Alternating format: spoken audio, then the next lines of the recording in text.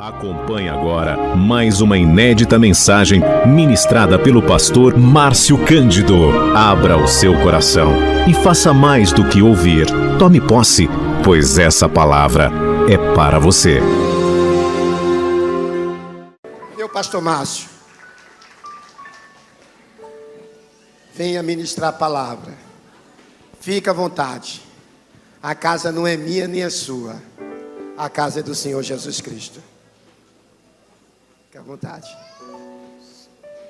Que a paz do Senhor esteja com todos, amém, povo de Deus, felizes com Jesus. Eu também, é uma alegria muito imensa estar aqui com vocês nessa noite, poder compartilhar com você uma palavra que o Espírito Santo ardeu em meu coração nesses últimos dias. Gostaria que você lesse comigo o segundo livro dos Reis, capítulo 5 e o versículo 1. Glória a Deus. Estou vindo de São Paulo, como o pastor disse, um frio de rachar os beiços que estão lá, e que saudade que eu estava aqui desse calor do Nordeste. Eu fui pastor aqui da Paz e Vida na Caxangá durante 1 ano e 3 meses, e hoje estou de volta com alegria muito grande no coração e feliz de estar aqui com o restante do povo que vai morar no céu, irmãos da fé que eu não conhecia, e me permita ser usado por Deus nessa noite. É uma responsabilidade muito grande, em meio a tantos homens e mulheres de Deus que há neste lugar. Aprove ao Senhor me permitir trazer esta palavra. Se você puder ficar mais um pouquinho de pé, 2 Reis capítulo 5, versículo 1, quem já achou, diga amém. Escrito está na palavra de Deus. E Naamã, chefe do exército do rei da Síria, era um grande homem diante do seu Senhor e de muito respeito, porque por ele o Senhor dera livramento aos sírios. E este era varão, homem valoroso, porém leproso. Diga comigo, homem valoroso, porém leproso. Se você puder, feche os teus olhos agora, peça para o Espírito Santo revelar a você tudo que Ele revelou ao meu coração. Senhor Deus amado e todo-poderoso, eu louvo ao Teu nome, porque até aqui o Senhor tem nos ajudado. O Senhor já falou através dos louvores entoados. O Senhor habitou no meio dos louvores, o Senhor agiu em meio às orações. E agora nós queremos receber a revelação da Tua palavra. Fale e não te cales. Use os lábios do mensageiro nesta noite, trazendo uma palavra com revelação, poder e autoridade. E para cada ouvinte, para cada espectador, cada pessoa presente aqui na igreja e os que também assistem agora pela internet, cada pessoa ouça a Tua voz e o Teu Espírito se manifeste com poder e grande glória. Certos que esta palavra há de edificar e transformar vidas, nós já te agradecemos em nome de Jesus, e a igreja diga amém. Pode se sentar, por favor, mas se puder, dá um aplauso bem forte para Jesus. O povo do Glória veio para esse culto? Queridos, Naamã, uma história muito conhecida, e o interessante é que Naamã, o significado do nome dele é interessante, porque Naamã significa alguém querido. Naamã significa agradável. Então, quando nós falamos de um homem que tem no seu próprio nome agradável, imagino, sempre quando leio esse texto, imagino Naamã sendo uma pessoa que todo mundo gosta de estar perto dele. é aquela pessoa que todo mundo quer conversar e que também é uma pessoa muito dada. E esse texto que nós lemos mostra, além do significado do nome dele ser agradável, o texto mostra aqui 4 características interessantes. Primeiro, ele ocupava um cargo de chefia. Ele era chefe do exército da Síria. Ele ocupava um cargo alto. Ele era um homem que tinha uma responsabilidade grande como chefe do exército do rei da Síria. E a segunda característica diz que ele é grande diante do seu Senhor. Ser grande diante do seu Senhor significa que ele era um homem de confiança do rei. Era aquele tipo de pessoa que o rei gostava que estivesse sempre ao seu lado e alguém que o rei confiava. Pode perceber que todo líder, todo pastor de uma igreja, todo líder, toda pastora, tem sempre aquela pessoa ao lado que caminha com ele, que é da sua confiança. O Naamã era esse homem para o rei da Síria. E a palavra de Deus ainda diz que ele era um homem de muito respeito. Ele era um chefe, homem de confiança, e todo mundo respeitava ele. E o Naamã, diz a palavra, que através do poder de Deus, ele havia livrado os sírios numa batalha.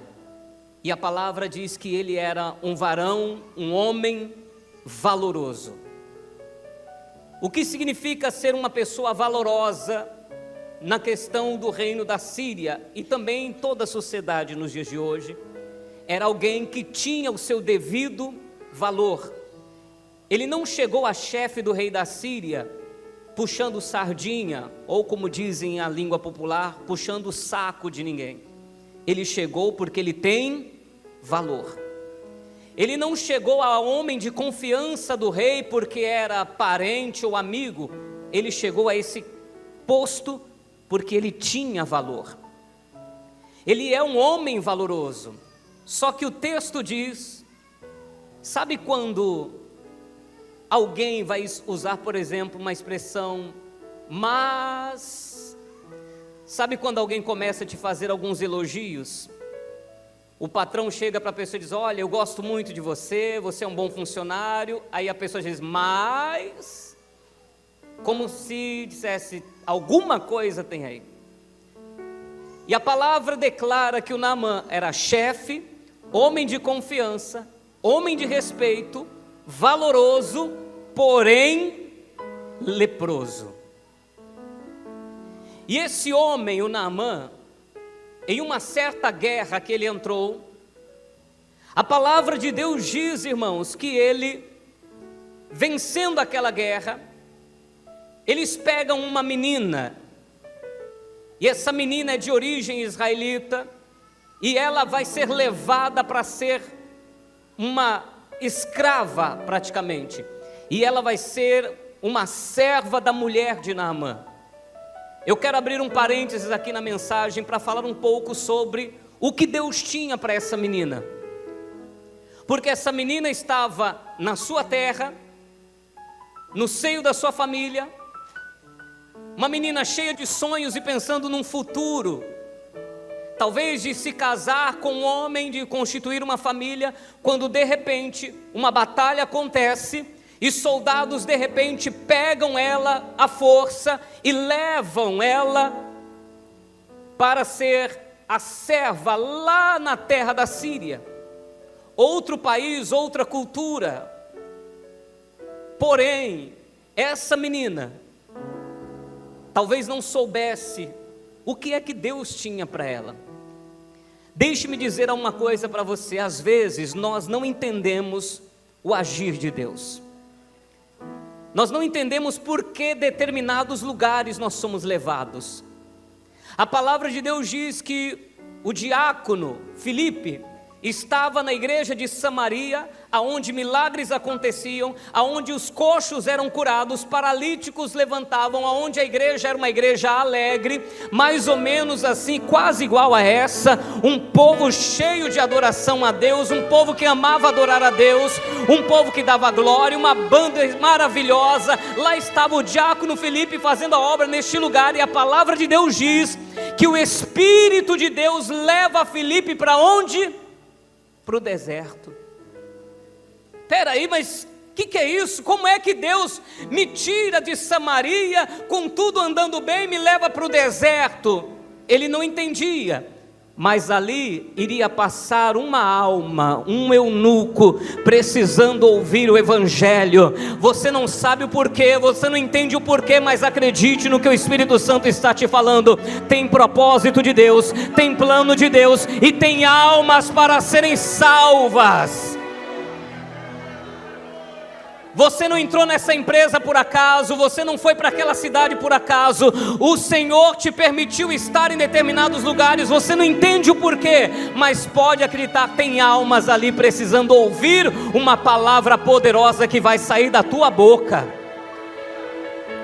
A menina está como escrava na casa de um homem chamado Naamã, e ela começa a perceber o movimento, e ela chega para sua senhora e diz: se o meu senhor Naamã, que está aí com essa lepra, se ele fosse em Israel, se ele fosse lá de onde eu vim, assim como imagino que alguém diz assim, quando vê alguém doente por aí, diz assim: se esta pessoa fosse lá na Novo Tempo, o profeta que tem lá, ele tem unção de cura, aquele pastor chamado Manuel, ele ora e os doentes são curados. Eu imagino que alguém aqui é usado para isso.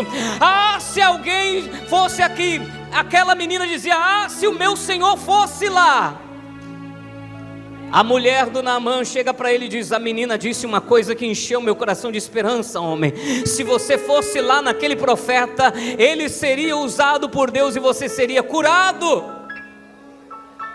Entenda, meu amado, minha amada, que coisa linda, irmão. A menina foi responsável pela cura, mas principalmente pela salvação daquele casal sírio. Oh, glória a Deus. Às vezes você está trabalhando para quem não é crente, às vezes você está trabalhando para quem é bandido, mentiroso, e você não sabe porquê. E eu tenho uma palavra para você: abre a tua boca santa, porque Deus vai te usar para ganhar essa gente para Jesus. Oh, glória a Deus. A menina era escrava. Aí você está lá reclamando: por que eu estou trabalhando nessa droga de lugar? Por que eu estou aqui ganhando pouco?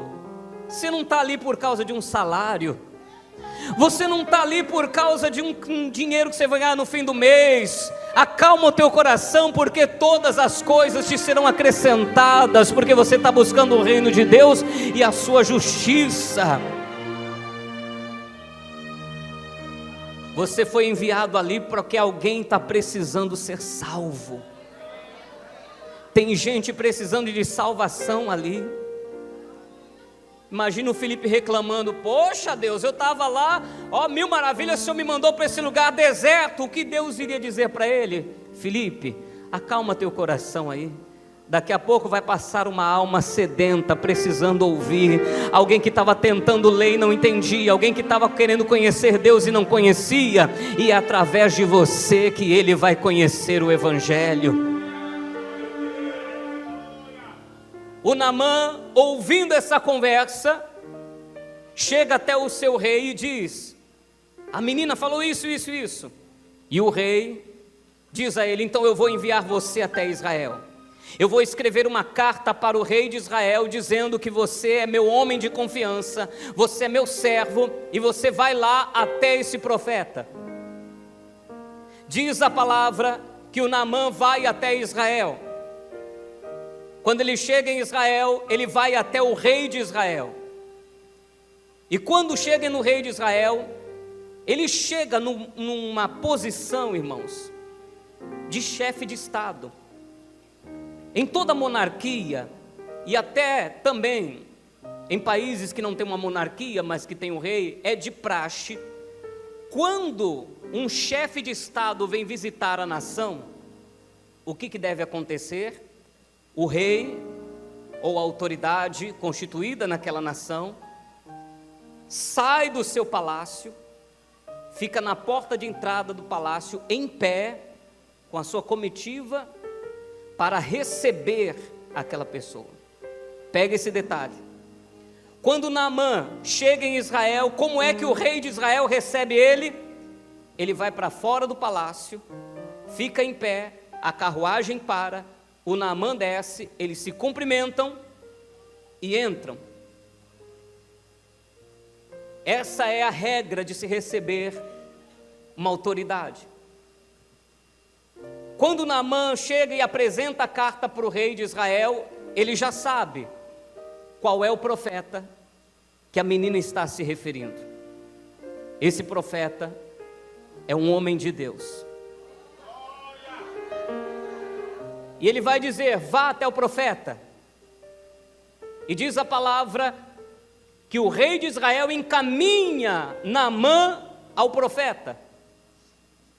Só que quando ele chega no lugar onde o profeta está, qual o tipo de recebimento que Naamã espera ter ali? Ele acha na cabeça dele que quando ele encostar com a carruagem na frente da casa do profeta, o profeta vai estar do lado de fora, em pé, com seus auxiliares à sua volta, esperando. Só que o Naamã chega, minha gente, encosta a carruagem, ainda dá uma olhadinha, ninguém vem me receber. Diz a palavra que Eliseu mandou um mensageiro. Como é que ele pode fazer isso? Como é que ele tem a capacidade de não vir me receber? Eu sou o chefe de um exército, eu sou um homem de confiança do rei, eu sou um homem de autoridade e respeito, e eu tenho meu valor. Como é que ele não me valoriza por aquilo que eu sou? Porque tem um problema. Ele é chefe, ele é homem de confiança do rei da Síria, ele é homem de respeito em toda a Síria, ele é valoroso na Síria, porém, e tem um problema, existe uma diferença cultural, e existe uma diferença da forma com que essas duas nações enxergavam a lepra.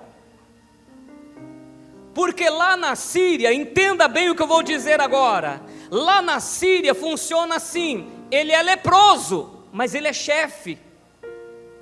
Lá na Síria funciona assim: ele é leproso, mas ele é amigo do rei, ele é importante para o rei. Lá na Síria funciona assim: ele é leproso, mas ele é importante, ele é um homem de respeito. Lá na Síria funciona assim: ele é leproso, mas ele é um homem valoroso.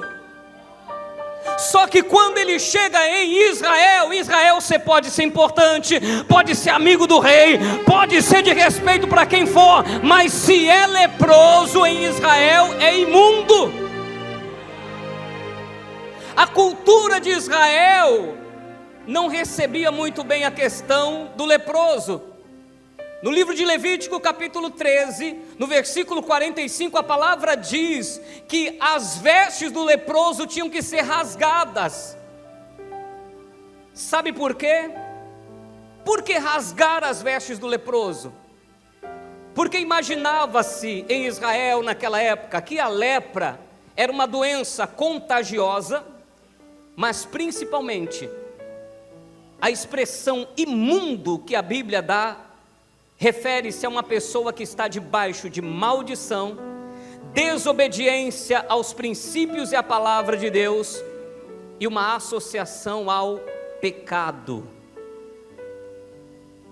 Para uma pessoa ter lepra, na visão espiritual em Israel, essa pessoa estava em maldição, desobediente e associada a um pecado. Vale a pena eu dizer a vocês uma informação interessante. A lepra tem várias ramificações. Inclusive nos dias de hoje, até muitas dessas ramificações são até doenças comuns. Hoje você chega perto da pessoa, ela pode sentar do teu lado, não tem problema, a gente sabe, a ciência avançou e descobrimos que não é contagiosa. Mas existe, por exemplo, uma ramificação que era uma das piores da lepra daquela época, que eram manchas que apareciam no corpo da pessoa. Hoje, essa ramificação é chamada, por exemplo, de vitiligo. Graças a Deus, hoje a ciência avançou e essas pessoas não são mais discriminadas. Mas olha só que coisa interessante. Por que Levítico 13:45 diz para rasgar as vestes do leproso? Tem uma coisa interessante aqui, irmãos. Esse tipo de doença, quando ela está no início, pastor Manuel, ela começa entre os dedos das mãos e dos pés. Começam manchas pequenininhas entre os dedos das mãos e dos pés. Já expliquei para você que em Israel tem a conotação de pecado, maldição e desobediência.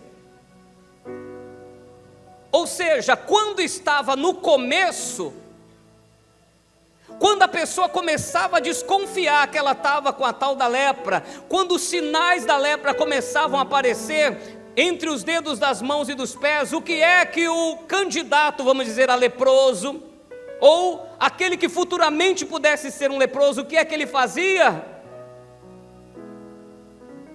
Diga para quem está do seu lado: escondia. Só que tem um problema. Com o passar do tempo, as manchas, pastor, aí iam aumentando, até chegar ao ponto de começar a nascer em alguns pontos do pescoço, no canto da boca e no cantinho dos olhos. O que eu estou dizendo para você é o seguinte: quando a pessoa está na desobediência, quando a pessoa está no pecado, quando a pessoa está debaixo de uma maldição do pecado, sabe o que acontece? No começo ela até tenta, ai meu Deus do céu, vou ter que falar, porque tem gente aí que acha que vai conseguir esconder por muito tempo, está fazendo coisa errada e vai escondendo, está fazendo coisa errada e acha que vai conseguir. Só que em Israel, no reino de Deus, no reino de Jesus Cristo, há uma palavra que diz: não há nada encoberto que não haja de ser revelado. Não vai conseguir esconder por muito tempo, não. Não vai conseguir ficar no escondido, não. Está aí no mundo gospel, a gente está cansado de ver isso aí. Começa adorando, começa cantando, canta bem, mas diga comigo, mas é leproso. Toca muito, mas é leproso. Tem uma palavra de Deus para as moças aqui dessa igreja nessa noite: cuidado, moça, ele é bonito, mas é leproso. Cuidado, moça, ele canta bem, mas é leproso. Cuidado, porque ele pode ser bonito, mas é leproso. Ele pode ter talento, mas é leproso. Se é leproso, não pode estar contigo. Porque lá fora desse mundo aí que a gente vem, irmão, o mundão que eu vim quando eu tocava pagode na noite, não importa se você é mentiroso, se você toca bem, você é o cara. É mais ou menos como na Síria. Pode ser leproso, mas se ele é importante, ele fica. Só que quando chega em Israel, a coisa é diferente. Quando chega na obra de Deus, a coisa é diferente. Quando chega na obra de Deus, no reino de Deus, a coisa é diferente. Pode ser importante, mas se é leproso, vai ter que passar pela água primeiro. Pode ser amigo de quem for, pode ser amigo do governador, pode ser amigo do prefeito, pode ser filho não sei de quem, vai ter que passar na água da purificação primeiro. Moça, ouça a voz do Espírito Santo. É bonito, mas é leproso. Tem carro, mas é leproso. Canta, mas é leproso. Prega, mas é leproso. Fala assim, ó, para andar comigo só depois que passar na água da purificação. Enquanto não for purificado, eu não te recebo. Agora eu quero que você entenda qual é a mensagem que Eliseu está mandando para Naamã.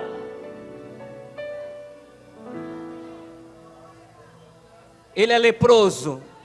Primeiro ele vai ter que passar na purificação, depois ele vem falar comigo.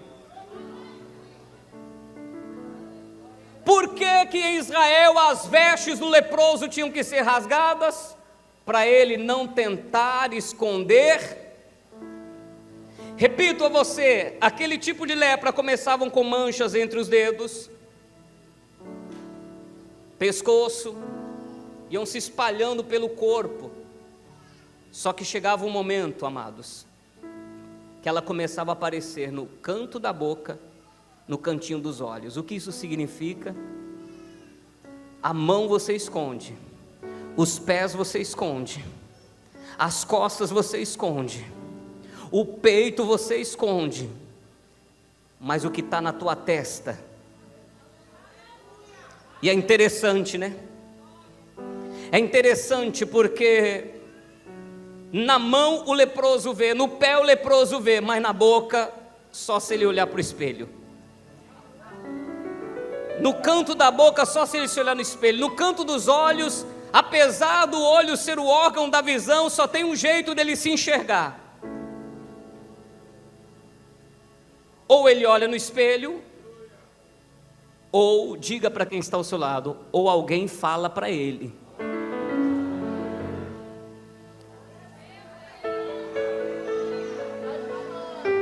Alguém vai chegar para ele: você escondeu do pé, você escondeu da mão, você escondeu do pescoço, você escondeu do peito, mas eu tenho uma coisa para te falar, está na cara. Quem olha para você já está vendo. Você acha que está conseguindo esconder, mas todo mundo já está sabendo.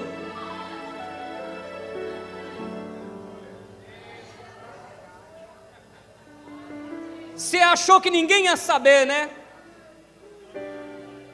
Ah, meu amado, minha amada, sabe o que vai acontecer? Deus não tem prazer em expor o pecado de ninguém. E quando Deus manda um profeta, uma mulher de Deus, para dizer: ei, para com esse negócio aí, vai dar ruim. Para com esse negócio aí, você está chegando em casa, fica 10 minutos dentro do carro para ficar pagando mensagem, está se achando bom. Não, pastor, pode ficar tranquilo, eu apago tudo, ninguém vai saber. Daqui a pouco vai dar ruim, vira para quem está do teu lado e diga: vai aparecer. Não vai esconder por muito tempo. E o Espírito Santo traz essa palavra para dizer para alguém aqui: é melhor se arrepender agora, é melhor parar agora, é melhor se arrepender diante de Deus agora. Davi deitou com Batseba, mandou o marido dela para frente da batalha. Quando o homem morre, ele diz: agora eu vou casar com ela, vai estar tudo certo, ninguém sabe, ninguém viu. De repente, quem é que Deus manda? O profeta. Lá vem o profeta da revelação, lá vem o profeta, lá vem a irmãzinha do ciclo de oração, lá vem a irmãzinha da intercessão, para dizer: olha, você escondeu de todo mundo, mas aquele cujos olhos estão por toda a terra, ele viu. Davi, um homem que tem muitas ovelhas, Davi, ele foi lá e pegou a ovelha do homem que só tinha uma, e o Davi, cheio de autoridade, cheio de marra: esse homem é digno de morte. E é nessa hora que você sabe também quando o profeta é de Deus mesmo. Fala para quem está do teu lado, fala: irmão, seja profeta de Deus. Sabe por que eu estou te dizendo isso? Porque tem muito irmão que nessa hora afrouxa. Tem muito irmão que nessa hora: eu vou fingir que nem estou vendo. Jesus disse: se o teu irmão pecar contra ti, vai até ele, na cara dele fala. E se ele persistir, chama mais 2 ou 3 testemunhas e fala: não vai parar não, criatura. Você está sabendo que o irmão está em pecado e não fala nada. Você está sabendo que a pessoa está pecando e não fala nada. Ei, está cantando aqui do teu lado, está tocando com você, está pecando, você não vai falar nada. vai continuar dividindo altar com o pecador. Eu não tenho nada a ver com isso. Se Deus mostrou para você, é porque você tem a responsabilidade. Vai lá na cara dele e fala: estou sabendo o que você está fazendo, estou sabendo o que você anda fazendo, e eu quero ser boca de Deus para a tua vida. Natã vai e diz assim: este homem é você, Davi. Só que essa palavra, o que ela promoveu em Davi, irmãos? Você conhece bem a Bíblia, não é? Quando Davi ouve o profeta apontar para ele e dizer: estou vendo a lepra na tua cara. O Senhor me mostrou a lepra na tua cara, Davi. O Senhor me mostrou que você cometeu um erro. Que a palavra de Deus diz que Davi, ele vai se humilhar diante de Deus, pedir perdão ao Senhor, e o próprio profeta vai dizer: Davi, acalma teu coração, porque Deus ouviu o teu clamor, a tua oração, viu sinceridade no teu coração, e você não vai morrer, o teu pecado está transpassado. E Davi foi perdoado por Deus. Se Deus mostrar para o profeta, irmão, não é para matar o pecador, é para o pecador alcançar o perdão e a misericórdia do Senhor. Oh, glória a Deus! Quando ele chega na casa do profeta, esperando ser recebido como uma grande autoridade,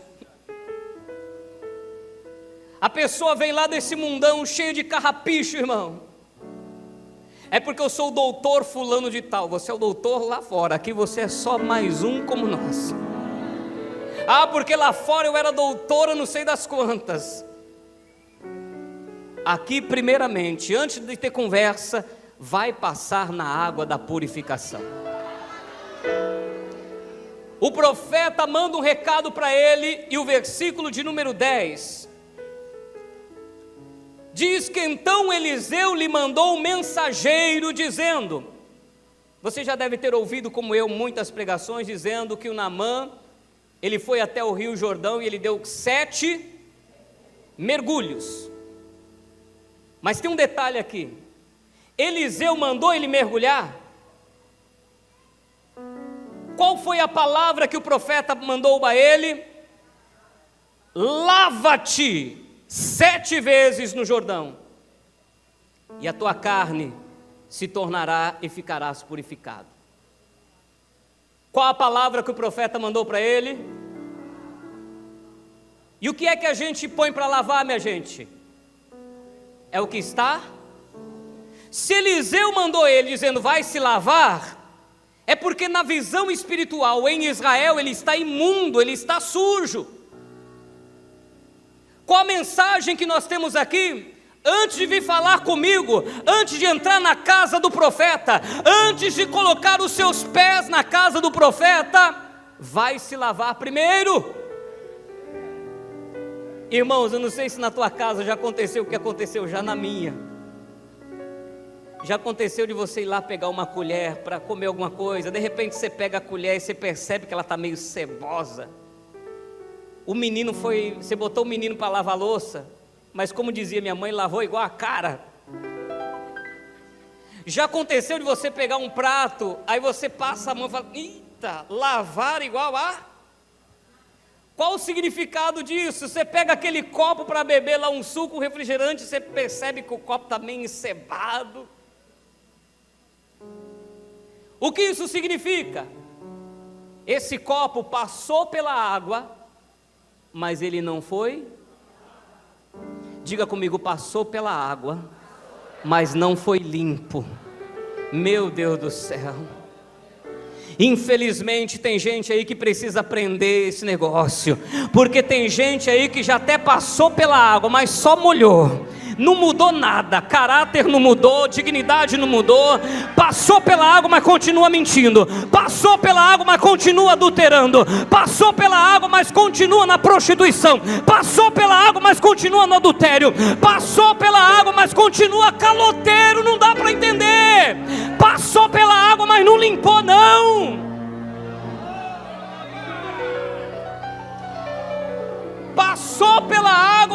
continua do mesmo jeito, pior, meu Deus do céu. E quem olha para esse prato percebe, ainda tem marca do feijão passado, ainda tem marca da carne passada. O que eu estou querendo dizer com isso? Ainda tem marca da velha criatura, ainda continua sendo mentiroso, caloteiro, ainda continua sendo mau filho, mau marido, que nem era antes. Começou a frequentar a igreja, passou pela água, se batizou, mas não mudou nada. Compra e não paga. Continua mentiroso, estelionatário. Só deu uma enganada, sabe? Só deu uma tapeada, Só que tem um detalhe, né? Esse prato mal lavado, esse copo mal lavado, quando você bota ele lá no armário, quando você pega aquela colher mal lavada e bota ela na gaveta junto com as que estão limpinhas, quem olha acha que é tudo a mesma? Aleluia. Está aqui no meio, você acha que é crente.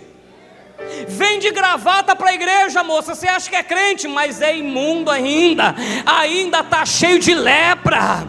Vem para a igreja todo bonitinho, vem para a casa do Senhor com a Bíblia, da paz do Senhor, mas ainda está impuro, ainda precisa passar mais algumas vezes na água. Só que tem uma coisa, meu amado, minha amada, existe uma coisa aqui nesse meio desse povo, que o povo lá de fora não vai entender nunca, uma visão espiritual que o Senhor nos dá, um discernimento de espírito. Um dia um rapaz, servo do profeta, acordou numa manhã desesperado: meu Senhor, nós estamos rodeados de carros e cavaleiros do inimigo. O profeta disse para ele: calma, rapaz, nem tudo está perdido. Como não? Você não está vendo como está a nossa volta? E a palavra de Deus diz que o profeta orou a Deus, e Deus abriu a visão dele, e ele contemplou um exército que estava à volta daquela casa. Eu estou aqui para dizer que Deus vai abrir a tua visão espiritual. Deus está dizendo que vai abrir teus olhos espirituais, vai começar a te mostrar quem é teu amigo de verdade, quem não é, quem é mentiroso que anda do teu lado, quem está junto com você, mas não é igual a você.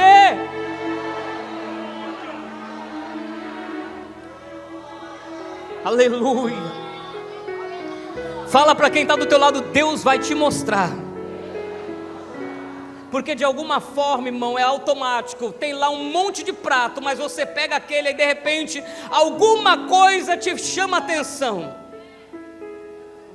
Alguma coisa te faz perceber: peraí, tem alguma coisa errada com esse prato. Aí você vai olhando, olha. Quando você olhou de modo grosso, como ele estava no meio dos outros, você achava que ele estava. Mas aí quando você começa a olhar, você passa a mão, sente alguma coisa, Deus vai te dar um sinal para te mostrar. Fique atento aos sinais, porque Deus vai te mostrar quem é teu amigo de verdade, quem não é, quem é falso que está andando do teu lado, mas você vai ver, Deus vai te mostrar. Gente que vai entrar para trabalhar na tua loja, para trabalhar no teu escritório, você vai bater o olho, vai dizer: já vi tudo. Tem gente que vai encostar, meu Deus do céu. Só que aí você tem que ter a visão e o entendimento do profeta. Que visão que o profeta tem? Ele é chefe, mas é leproso. Ele é bom pra caramba, mas ele é leproso. Mas ele é muito bom, você não está entendendo, a gente não pode perder, mas ele é leproso. Antes de entrar, ele tem que se limpar.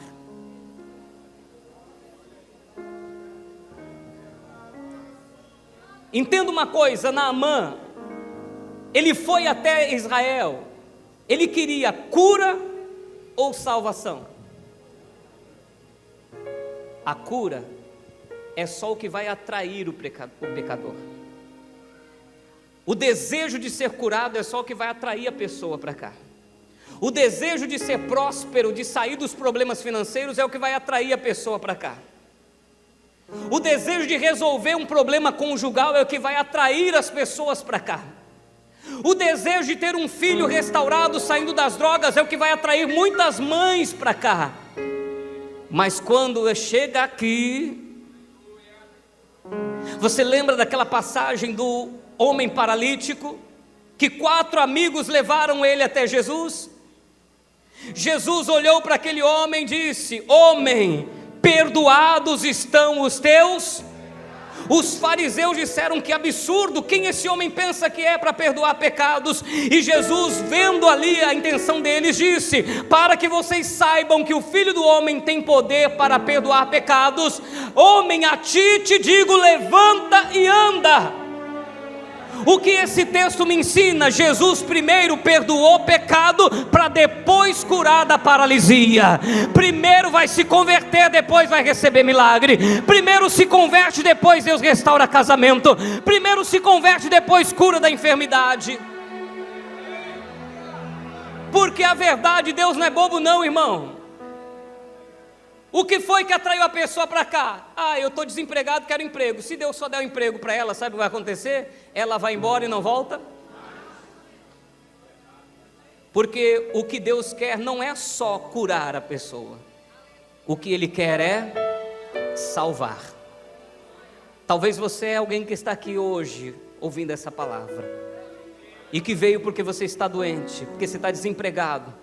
Você veio porque você está com um problema conjugal. Você veio a esta igreja porque você soube que aqui tem um homem de Deus que ora e Deus opera milagres. Mas eu tenho uma coisa para dizer: mais importante que a cura, mais importante que a porta de emprego, mais importante do que o teu casamento restaurado, é a tua alma ser salva e você receber perdão dos seus pecados, e naquele grandioso dia Jesus, arrebatamento, te levar.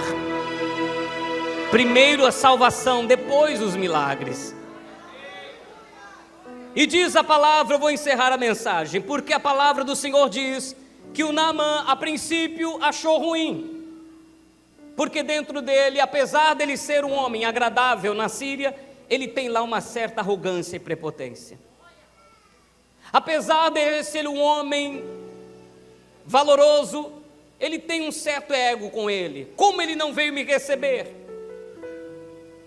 Aí alguém chega para ele e diz assim: meu senhor, se o profeta tivesse pedido alguma coisa difícil, vai lá, mergulha, entra na água. E a Bíblia Sagrada diz no versículo 14: